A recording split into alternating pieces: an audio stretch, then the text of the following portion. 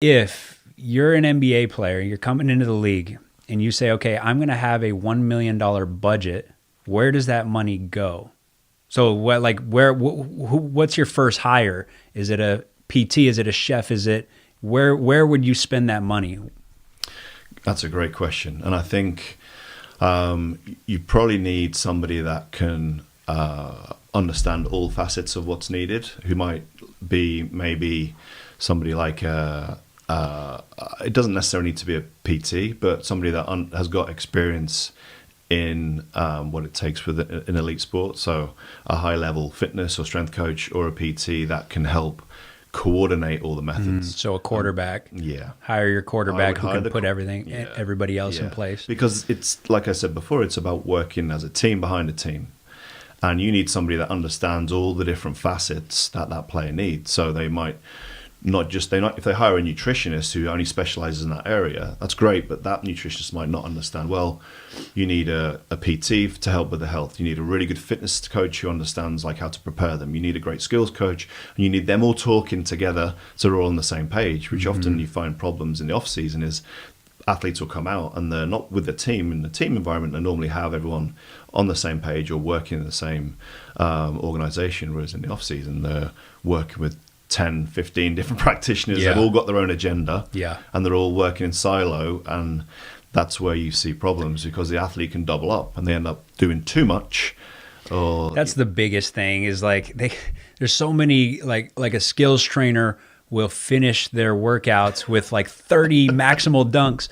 And then they go to the strength guy, and the strength guy's like, okay, today's plyos, and they didn't hear from the skill guy. Exactly. It's like you're doubling down on stuff that happens all the time. Yeah. So you need someone that can understand the program that's going to help make sure that it's like facilitated in the optimal way, because it's all about the program. Yeah. So that's your first hire is the quarterback or kind of like the CEO of your overall health. 100%. Yeah. CEO of your health. And then from there, you let that person kind of make the hires. What do we need? Yeah. Where are you? Maybe give them the budget. Maybe you say, you have $1 million. How do you spend it exactly to get me the best results? What do we need? Yeah.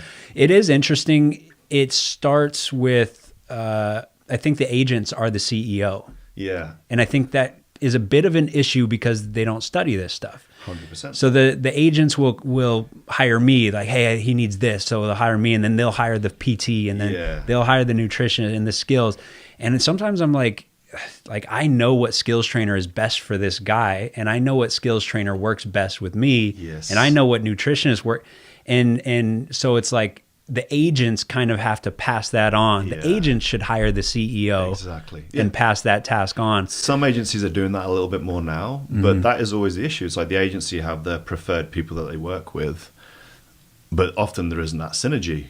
Yeah. Because the relationships might not necessarily be there. Or they're doing it because of pre-existing relationships. And like you said, that might not be necessarily the best fit for that athlete. Whereas if you bring someone on who is the performance coordinator or high performance coordinator that can help suggest from their experience and expertise that these people are the best for this athlete in this stage of their career. Yeah. What relate to their position, all the other dynamics. There's so many facets that you can include if you have that experience. So I think that's the new wave of where agencies are going to go, is like bringing in somebody to kind of oversee that. Yeah. And it's happening. I think they see long term the money comes back when their players are healthy. If you're just extending one more contract, that's already worth it for them. Oh, massively. And then you think about these agencies that represent 20 guys who all of them will go on and make tens of millions, if not hundreds of millions. Right. And you start looking at, okay, this is my percentage on that 100 million. If they can get to this next contract, it's like, why would we cut corners in training? Totally. It's like, let's spend as much as possible. Like, let's get the best possible training. Right. Like, that's not where you want to cut corners. Never. No way. I mean, like, that's your asset. And it's like the best availability. Best ability is availability. Yeah. So you've got to be healthy, number one, and then that's going to help, get that. Teams look at injury history as a factor, how healthy you've been when you sign that next contract. So it's like, it's not about the contract you have. It's always about, well, I could probably get another one. Yeah. But what about the one in your 30s? You want that one in your early 30s the same as your late 20s. So you need to put that investment in. Yeah. And that off-season, especially in the NBA, the off-season is crucial to these guys because that's the only time that they can really make gains in terms of adaptation, because in season it's maintenance, because the games are quick and like so thick and fast. They don't have the time to really put that work in and make those games that they can do in the off season.